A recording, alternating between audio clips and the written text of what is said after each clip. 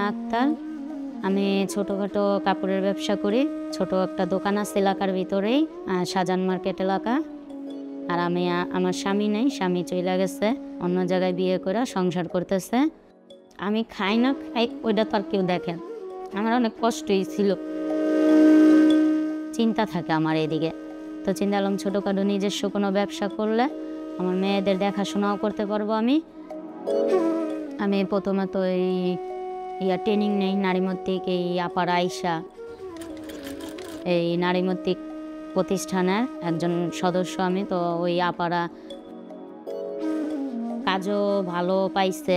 আর ওই ট্রেনিং নেওয়ার পরে আমাকে নারীমত্তিক প্রতিষ্ঠান থেকে 20,000 টাকা দিছে।